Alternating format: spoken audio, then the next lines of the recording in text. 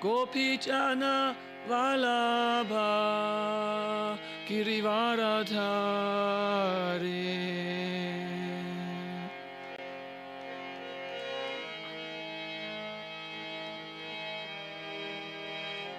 Yashodanandana Vrajajana Ranjana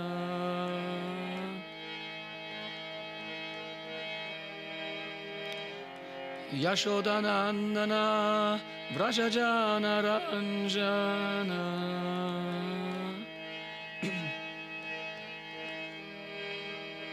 Yamuna Dhiravanachare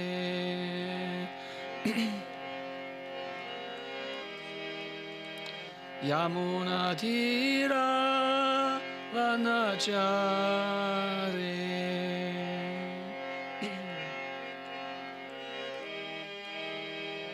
Jaya Radha Madhava Kunjabihare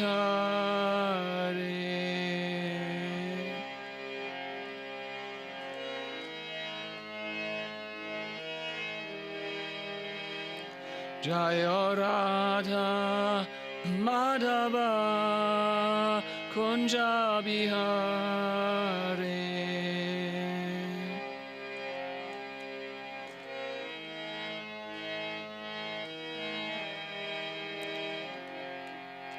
Gopichana Vallabha Girivaradhare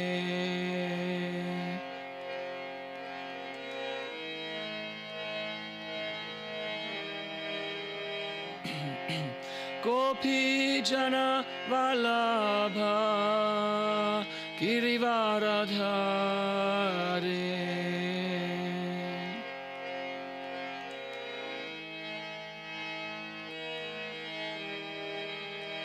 Yashodanandana Vrajajana Ranjana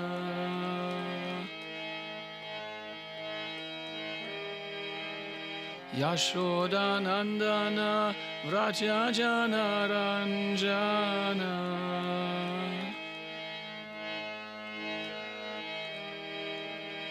Yamuna Dhiravanachare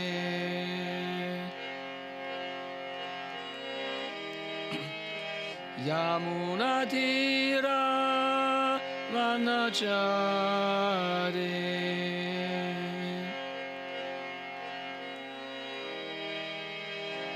Jaya Radha Madhava Kunjabihare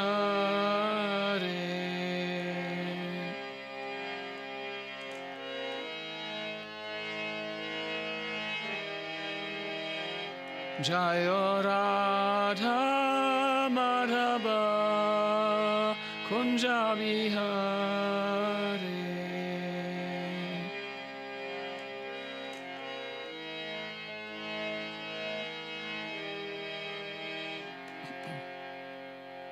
Hare Krishna Hare Krishna Krishna Krishna Hare Hare Hare Rama Hare Rama Rama Rama Hare Hare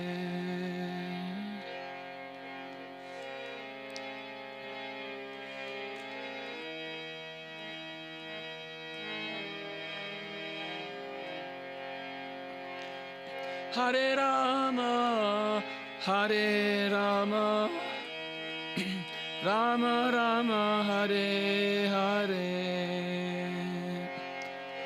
Hare Krishna Hare Krishna Krishna Krishna Hare Hare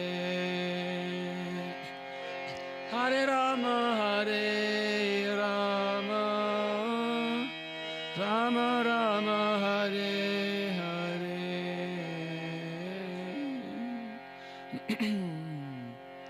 Shri Radha Madhava Ki Jai.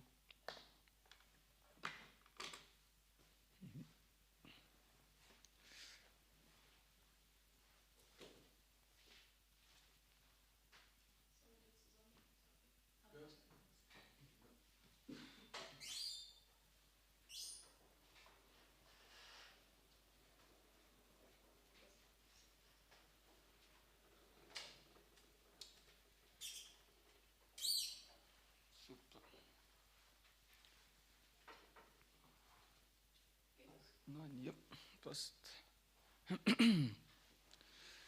Also, do you all speak German? You also speak German? No. Okay.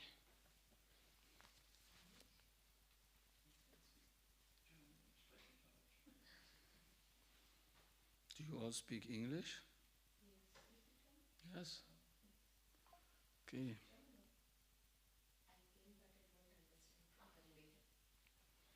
No problem. We read in English.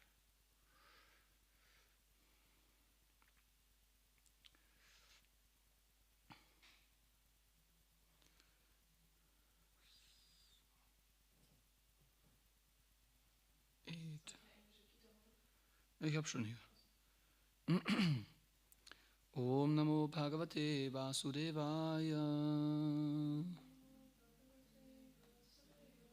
Om Namo Bhagavate Vasudevaya. Om Namo Bhagavate Vasudevaya. Today is verse number 9 in chapter number 8.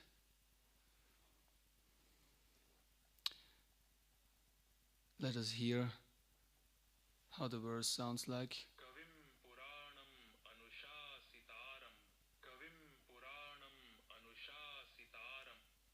Kavim Puranam Anushasitaram.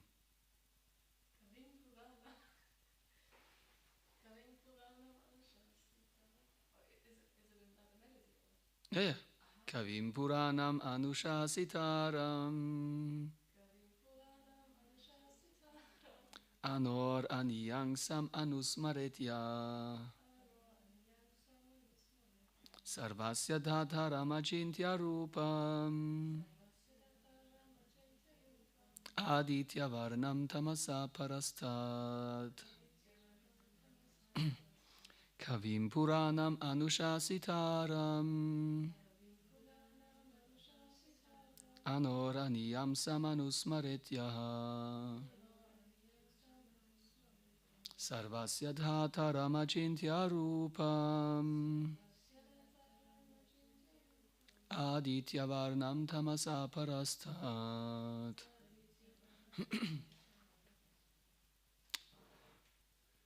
Okay, Kavim Puranam Anushasitaram. Anoraniyam Samanusmaretyaha. Sarvasya Dhataram Achintya Rupam. Aditya Varnam Tamasa Parastad.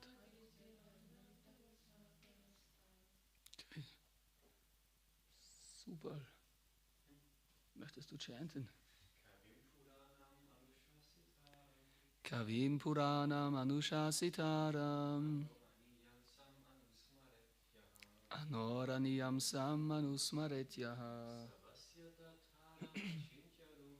Sarvasya Dhataramachintya Rupam. Aditya Varnam Tamasa Parastad. Yes, ladies.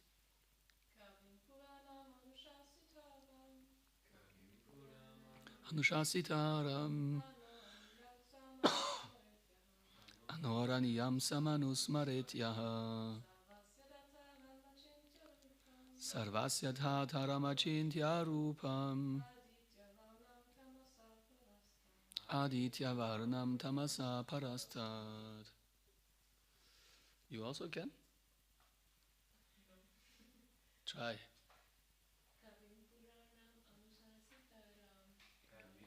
Kavim Puranam Anushasitaram.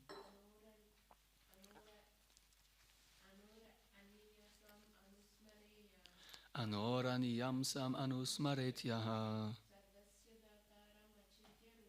Sarvasya Dhataramachintya Rupam. Aditya Varnam Tamasa Parastad. Word-to-word translation. Kavim, the one who knows everything. Puranam, the oldest. Anushasitaram, the controller. Anoho, than the atom. Aniyamsam, smaller. Anusmaret, always thinks of. Yaha, one who. Sarvasya, of everything. Tataram, the maintainer. Achintya,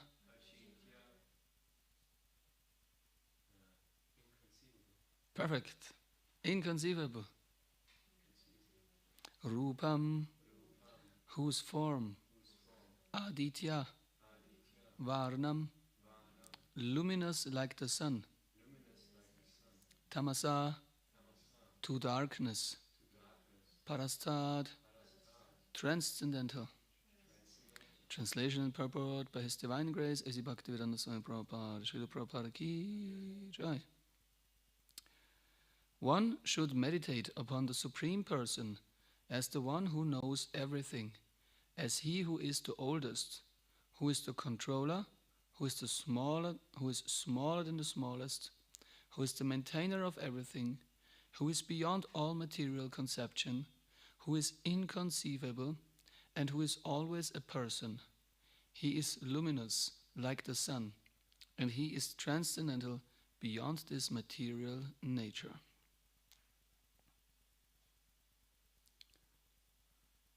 Purport. The process of thinking of the Supreme is mentioned in this verse. The foremost point is that he is not impersonal or void. One cannot meditate on something impersonal or void. That is very difficult. The process of thinking of Krishna, however, is very easy and is factually stated herein. First of all, the Lord is Purusha, a person. We think of the person Rama and the person Krishna. And whether one thinks of Rama or of Krishna, what he is like is described in this verse of Bhagavad Gita. The Lord is Kavi, that is, he knows past, present, and future, and therefore knows everything. He is the oldest personality because he is the origin of everything. Everything is born out of him. He is also the supreme controller of the universe, and he is the maintainer and instructor of humanity. He is smaller than the smallest. The living entity is 1/10,000th part of the tip of a hair, but the Lord is so inconceivably small that he enters into the heart of this particle. Therefore he is called smaller than the smallest. As the Supreme, he can enter into the atom and into the heart of the smallest and control him as the Supersoul. Although so small, he is still all-pervading and is maintaining everything. By him all these planetary systems are sustained. We often wonder how these big planets are floating in the air. It is stated here that the Supreme Lord, by his inconceivable energy, is sustaining all these big planets and systems of galaxies. The word achintya, inconceivable, is very significant in this connection. God's energy is beyond our conception, beyond our thinking jurisdiction, and is therefore called inconceivable, achintya. Who can argue this point? He pervades this material world and yet is beyond it. We cannot comprehend even this material world, which is insignificant compared to the spiritual world. So how can we comprehend what is beyond? Achintya means that which is beyond this material world, that which our argument, logic, and philosophical speculation cannot touch, that which is inconceivable. Therefore, intelligent persons, avoiding useless argument and speculation, should accept what is stated in scriptures, like the Vedas, Bhagavad Gita, and Srimad-Bhagavatam, and follow the principles they set down. This will lead one to understanding. Homa Yajna Gyananjanashalakaya Chakshurunmilitam Yena Tasmai Shri Gurave Namaha Shri Chaitanya Manopishtam Stapitam Yena Putale Swayam Rupa Kadamayam Tadati Svapadandikam. Hey Krishna Karuna Sindhu Dina Pado Jagatpade Gopisha Gopika Kandarada Kandanamustude Tapta Kanjana Gaurangi Radhe Vrindavaneshwari Vrishabhanu Sudadevi Pranamami Hari Priye Vancha kalpatarubhyascha Kripa Sindhuvya evacha Patitanam pavanebhyo Vaishnavibhyo namo namaha.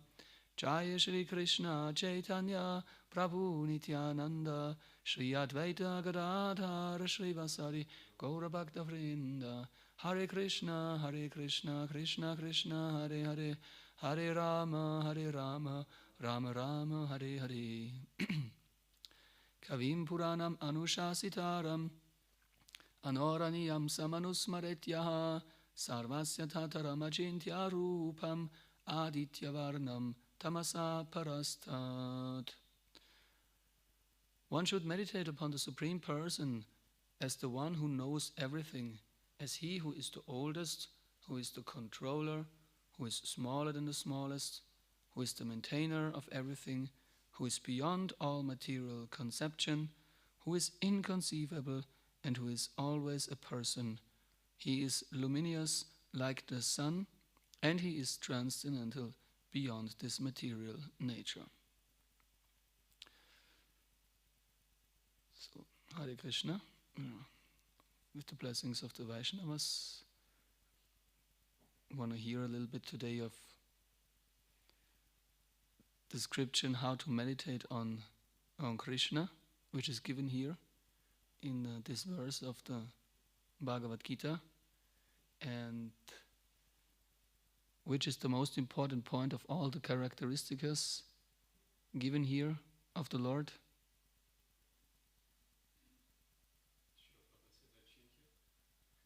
Achintya is, of course, important to understand. Yes, Achintya, what Achintya means, inconceivable. And we are,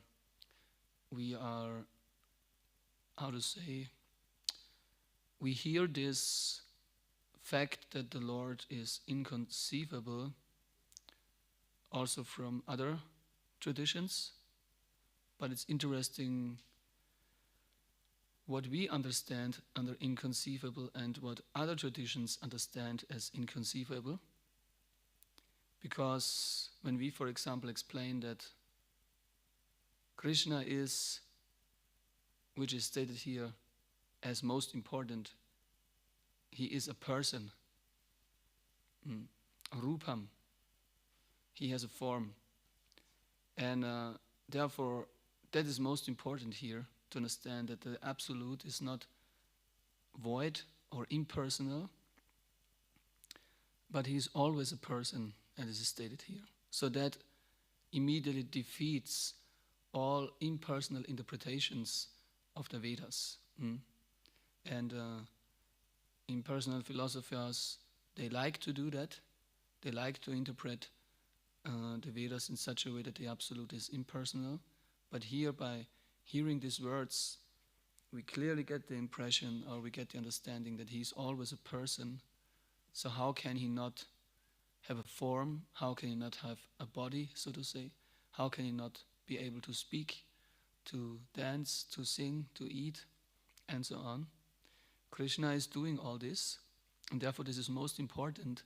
He is a person, Rupam, and but other traditions, they might also accept this point, but when we go so far that we say we know how he looks like, then they also say this is inconceivable.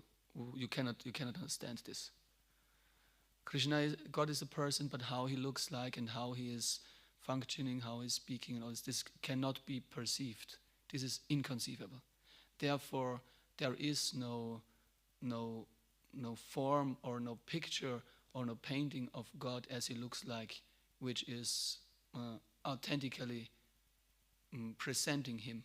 Therefore, in other religions or traditions, we don't see a clear picture of the Lord as we have it, fortunately. We know that Krishna, Hare Krishna. We know the form of Krishna. And it's not at all secretly, it's not kept as a secret in the Vedas, because it might be inconceivable what Krishna looks like. No, it's very detailed explained what he looks like.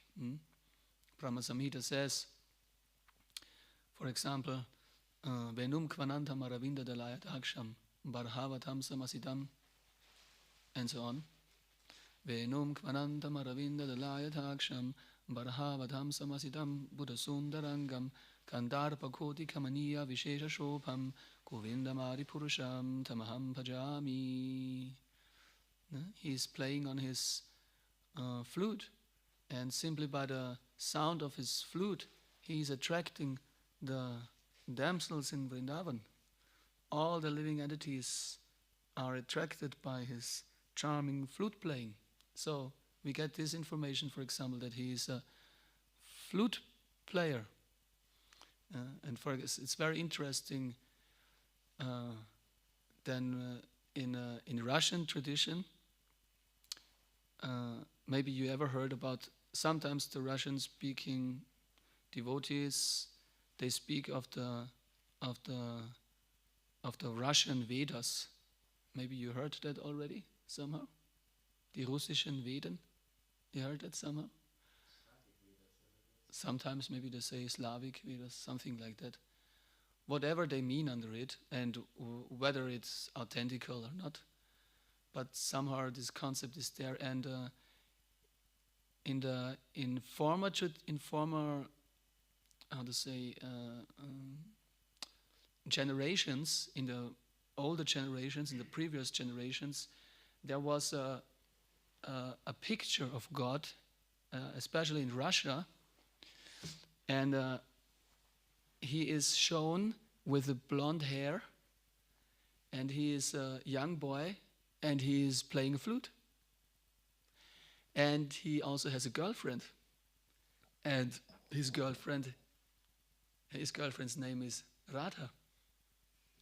And he himself, he is now known as Krishin. Krishin and Radha. Very interesting. It's in a, so to say, former Russian tradition, the understanding of God, how he looks like and what he does and what is his name. It's amazing. Krishin and Radha, and Krishin is playing on a flute. He does not have a dark complexion, he has a bright complexion, but still the similarities are very obvious and clear. So very interesting. So such detailed descriptions we get, and in that regard, it's not that Krishna is inconceivable. It's not that we cannot see him, we cannot understand how he lives. It's not that this is not to be perceived by us, because then we would also say that Krishna cannot reveal himself to us. If we would say his form cannot be seen, or we cannot understand how he looks like, then we would say, in other words, Krishna is not able to show himself to us. But he is able to show himself to us. Otherwise, how can he be God if he would not be able to do so?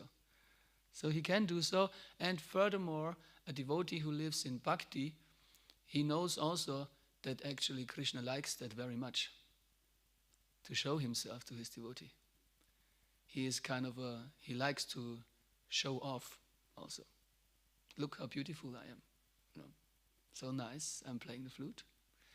And what Krishna also more further likes is to be glorified for this. He is doing activities, and his devotees are overwhelmed by the sweetness and the charm of his activities, and then automatically the devotees, they glorify him. Oh Krishna, you have done so wonderfully. Please continue dancing. Please Krishna, dance, dance, dance. So the devotees, they make Krishna dance, because this is the loving exchange between the Lord and his devotees, that even he is dancing for his devotees. And they have nothing else to do than glorify Krishna for these activities. This is their only engagement, actually, which a devotee has. Actually, our only duty also is that, to constantly glorify the Lord and think of him in this way. Wow, how wonderful you are, Krishna. How wonderful you did it. Super Krishna, expert, You killed that demon, you killed this demon. Wonderful, Krishna. So this is the only duty we have. So we might think in the 18th chapter, Krishna says, Sarva dharman parityaja. Mhm. Give up all occupations, give up all duties, give up all religion, we could also say, and surrender unto me. So what does it mean to take up this one dharma, and for that one dharma, all other dharmas we should give up? What is that one occupation? What is that one duty? And that one duty and occupation is to be overwhelmed and so to say um,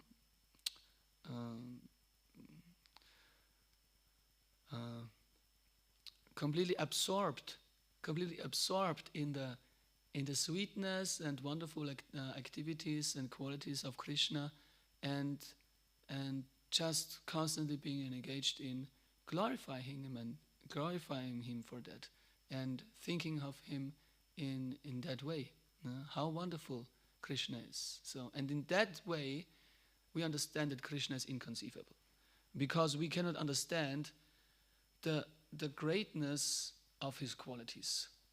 It's like an ocean of qualities which Krishna has. His sweetness and his beauty is like a huge ocean of beauty and sweetness, and we will never be able to understand in completeness how sweet he is and how wonderful he is.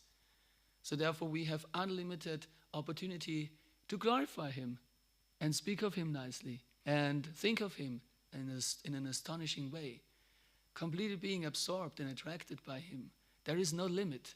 In other words, you can speak of Krishna in an unlimited way, you can glorify him in an unlimited way, you can think and meditate him in an unlimited way. So there is no end. Ananta Shesha is doing so since time immemorial, so to say, and he has not yet come to an end in glorifying the Lord.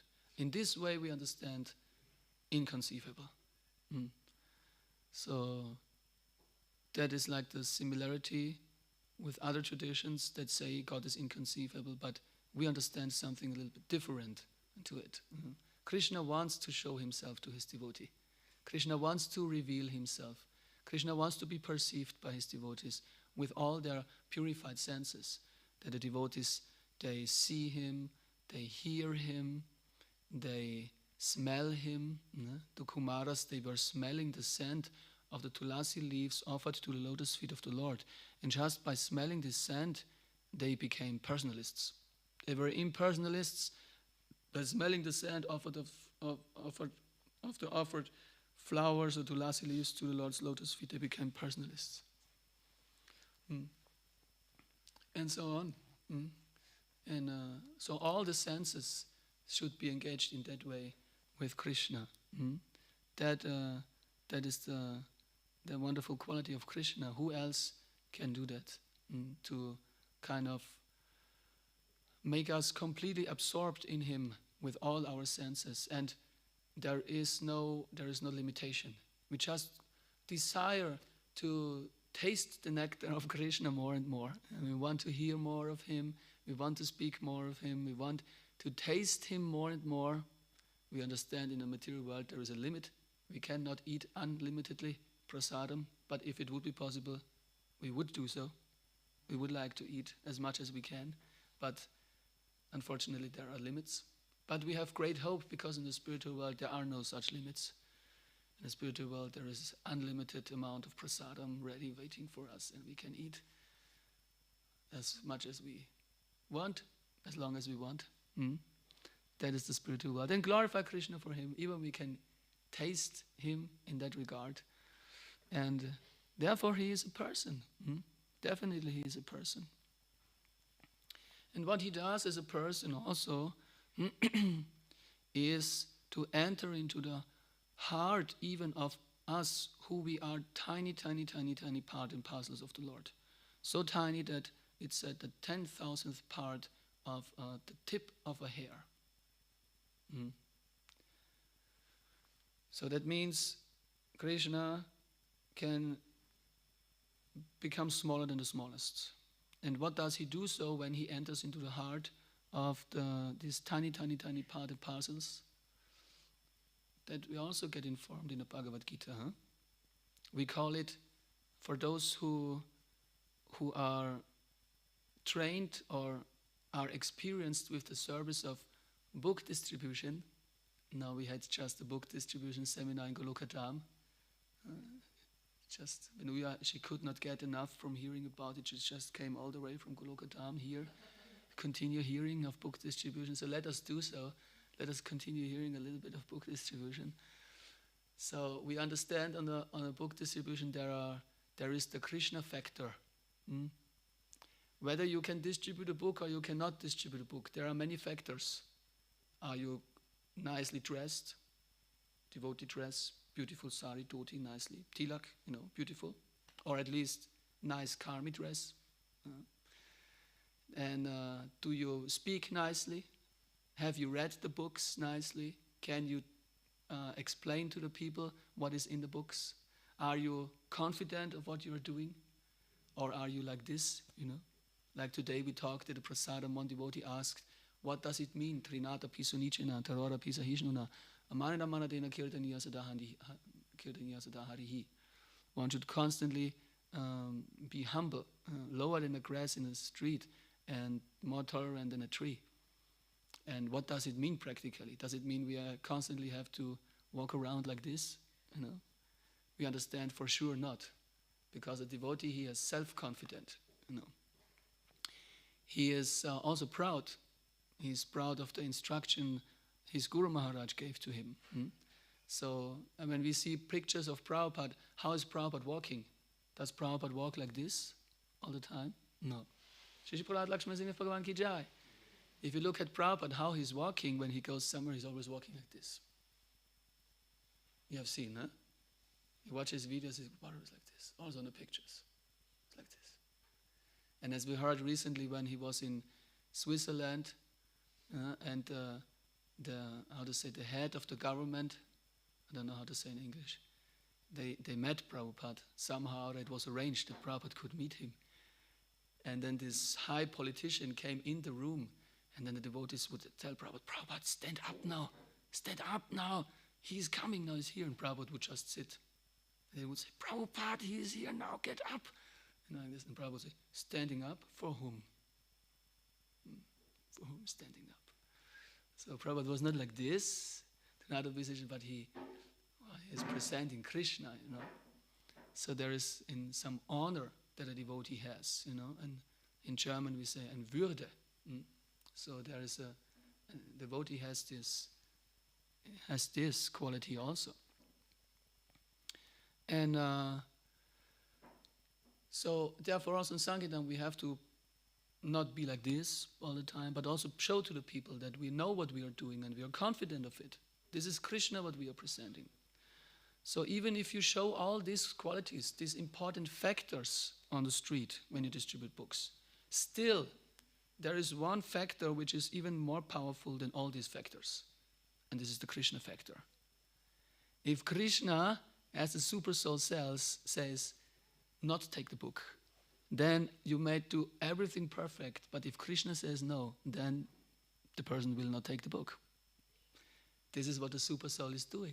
This is what we call the Krishna factor. He's controlling everything.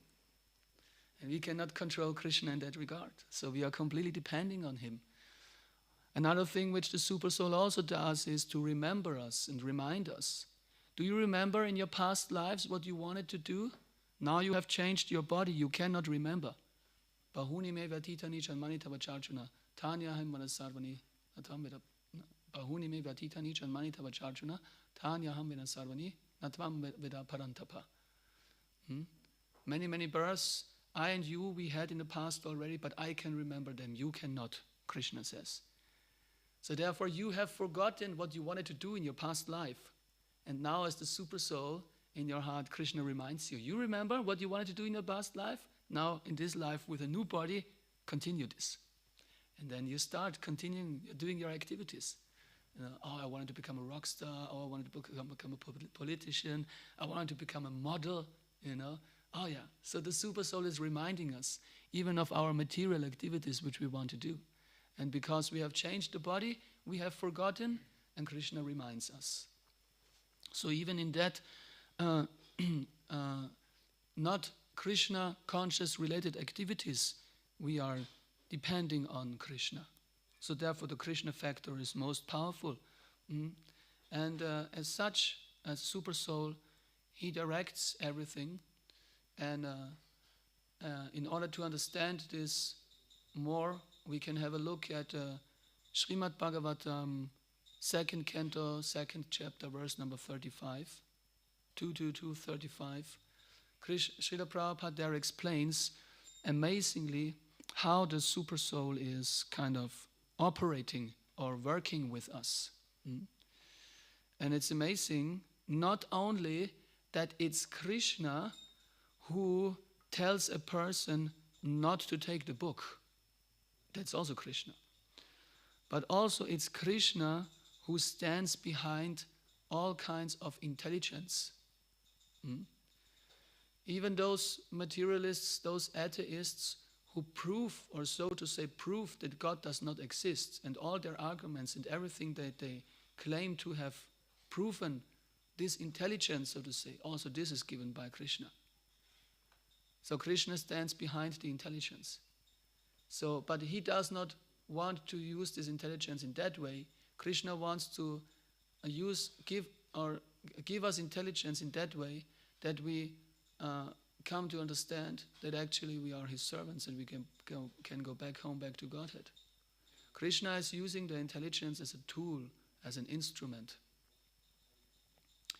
And therefore those who are God conscious or those who are Krishna conscious, they are not naive or sentimental believers in a blue God who is playing flute. You might say, how is that? You cannot be serious about this. God is a blue cowboy playing on a flute. I mean, this. But what is behind it? Actually, our understanding is that if a person is a devotee like this, he is properly using his intelligence.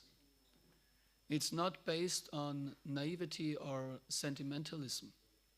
Therefore, also Prabhupada says in the 4th chapter of the Bhagavad Gita, last verse, 42, that if one does not understand the instruction given by Krishna in the Bhagavad Gita, he is obviously misusing his independence. In other words, Krishna as the Super Soul gives you, through the intelligence, advices. He tells you, look at your hand, look at your feet, look at the mirror. You and your body, not the same. This means intelligence. Intelligence in the Vedic culture means, what is the definition of intelligence? Who can say here? Heidi, you know. How do the Vedic scriptures define intelligence? What actually is intelligence?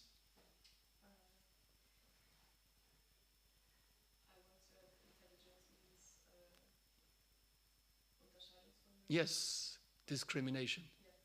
Yes, intelligence means to discriminate. So what are we discriminating? Very basically. You are not the body means your body is temporary, yeah? This is more detailed, but more generally.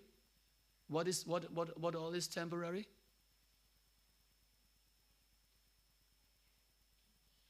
Temporary is a detail of this. So we discriminate between and. So we discriminate between the body, which is material, yes. Everything material is temporary, and we discriminate between material and spirit.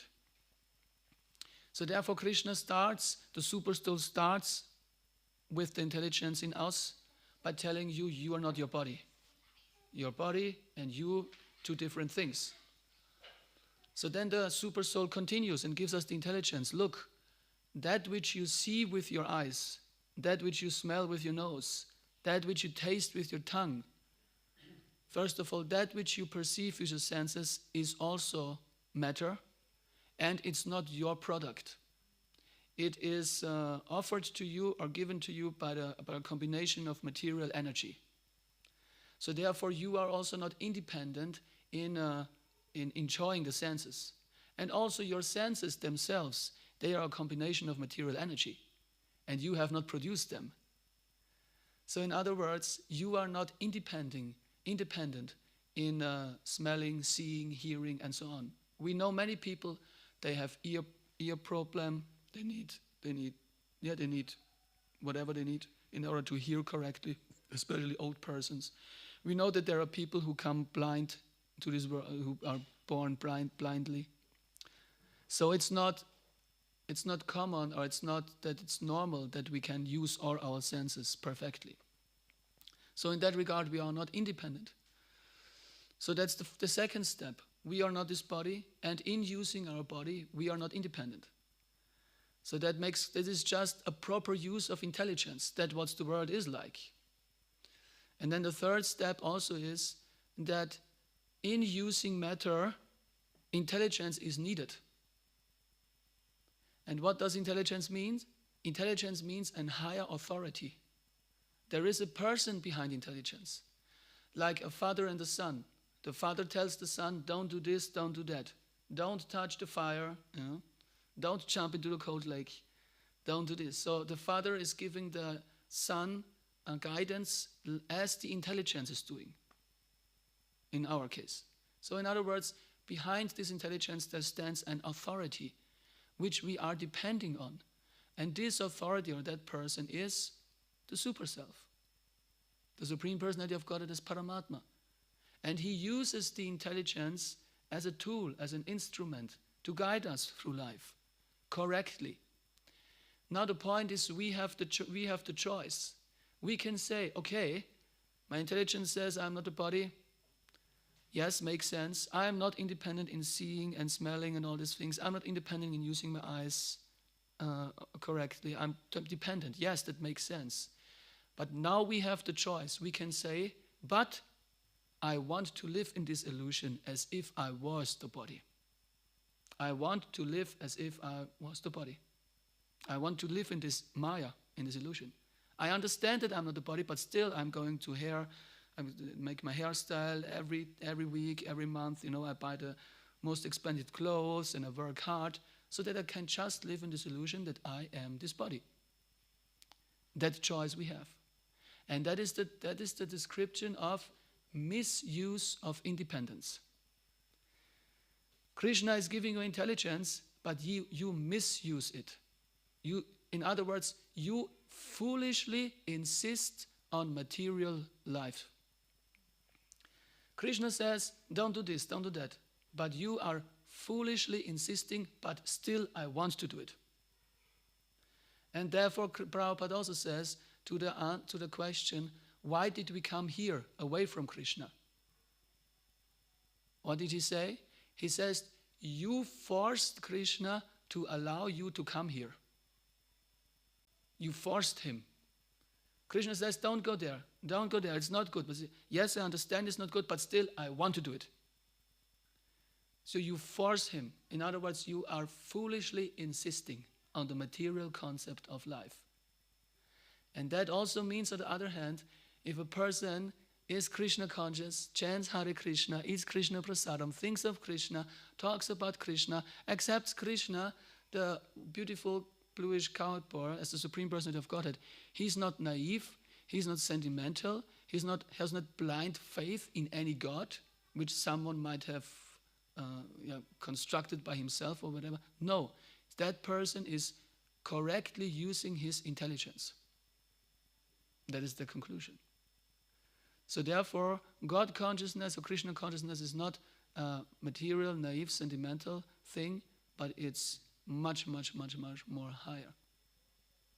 And on the other hand, a person who does not understand, he is misusing his independence. He is misusing the guidance of the super soul in the form of intelligence in order to make spiritual advancement. He is rebellious against the guidance of Krishna. And then also Krishna says, okay, if you don't want this and you want to prove something else, then also Krishna gives intelligence in order to prove something else, that he does not exist. Also this intelligence is given by Krishna. So even those who don't believe in him, they are depending on him. Therefore he is God. Everyone is completely depending on him. So now the main thing is, and that is actually why we are here. We are here actually in a revolutionary movement. This is not a boring movement, it's a revolutionary movement. What is the revolution that's going on here? For so many lifetimes, we were foolishly insisting that I am this body. Foolishly insisting that me and the body, I want to live in this illusion. Now what we have to do is to revolutionary start to lovingly insist that Krishna must be there. From foolishly insisting that I am the body, we have to come to the point where we lovingly insist on Krishna. Not only accepting Krishna, okay, Krishna is there. No, we have to insist on him. Krishna must be there. Like as we forced Krishna to allow us to come here, we have to give a great impact and great power and great endeavor into the process that Krishna must be there. And what is this activity in order to insist on Krishna? It's the activity of going on Sankirtan. By going out on Sankirtan, going out on book distribution, going out on Harinam, but even more focused on book distribution, you are forced to now insist on Krishna. Even if you don't like it, even if you don't want it, even if you don't decide, even if the other person does not want it, but somehow or other, to make it happen, that Krishna must be there. That is the revolutionary mood, actually, of the Sankirtan movement of Chaitanya Mahaprabhu. To give Krishna to others, even if they don't want it. Chaitanya Mahaprabhu says, chant Hare Krishna, be happy, even if you are not qualified. Chant Hare Krishna. And a devotee understands, you must chant Hare Krishna. You have to chant Hare Krishna. Rascal, fool, idiot. Chant Hare Krishna. But of course, our challenge is how to communicate it. If we talk like this, rascal, fool, idiot, chant Hare Krishna, we will see that will not be a good result. So therefore, how do we do it? That's the challenge. And we will only learn it by going out and doing it.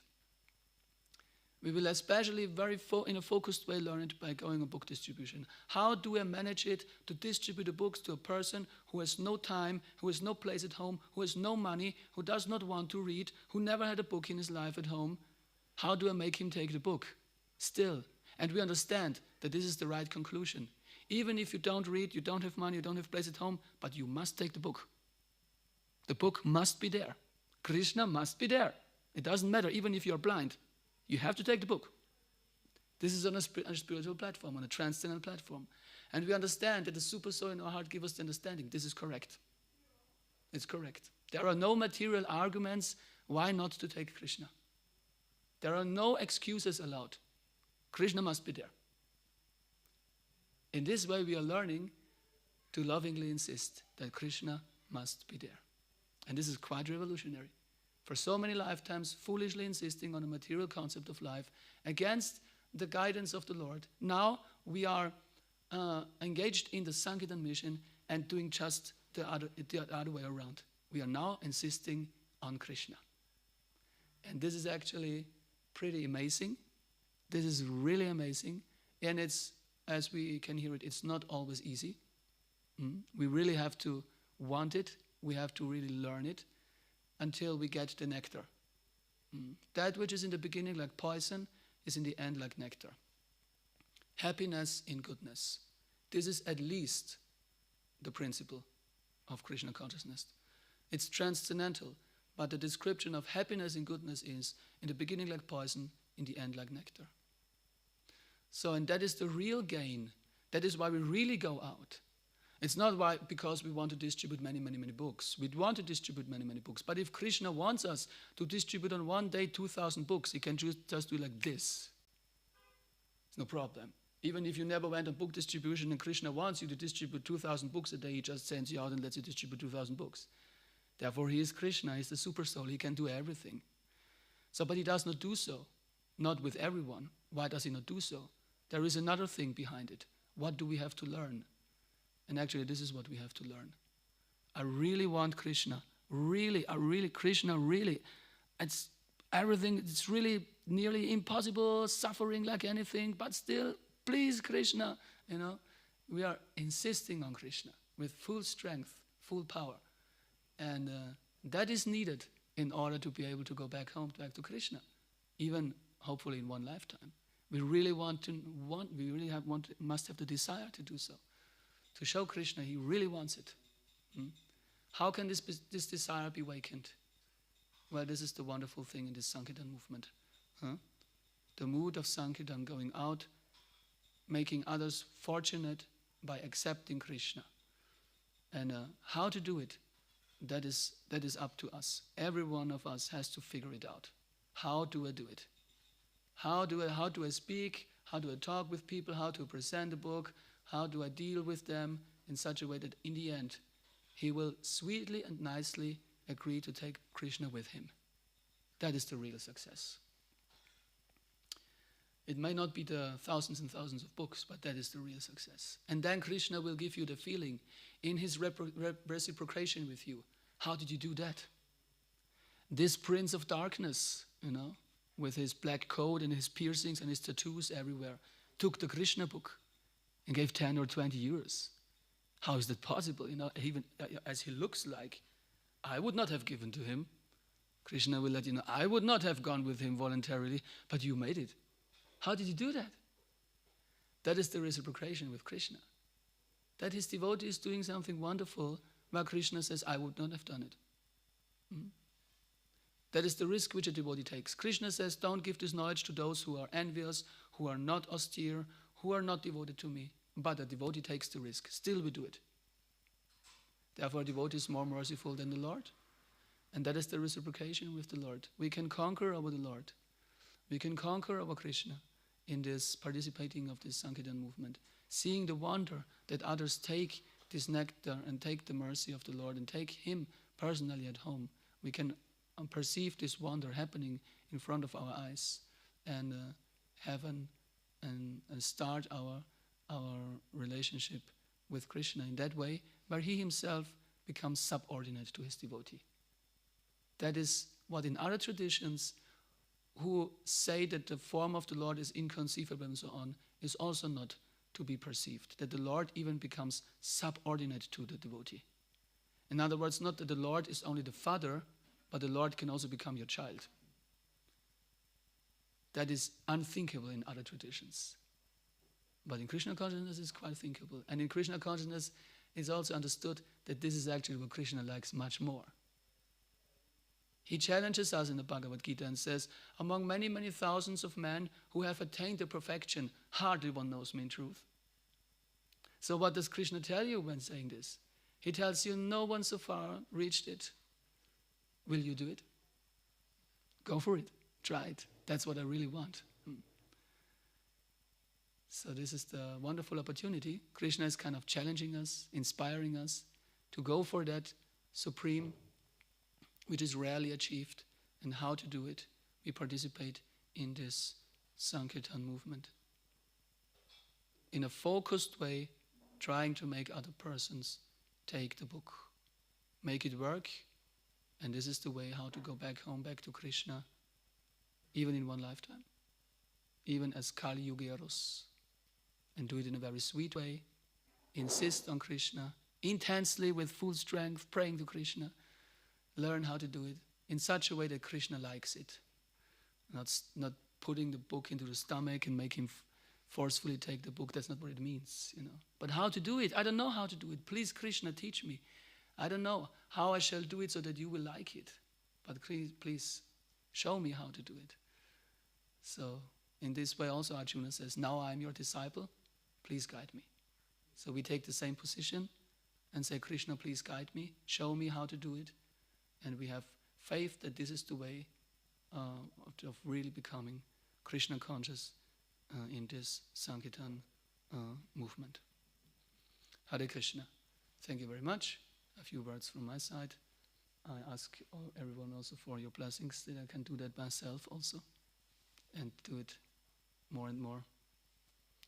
And Bhagavad Gita ki jai. Unless someone would like to say something, we continue with our Gaura Arati. Or someone wants to say something? No? I have so many thoughts in my head right now. I have so many thoughts in my head right now. Okay. Next prasadam. No, not I mean according to your lecture. Okay. Shri Prahlad Lakshmana Singh Dev Bhagavan ki jai.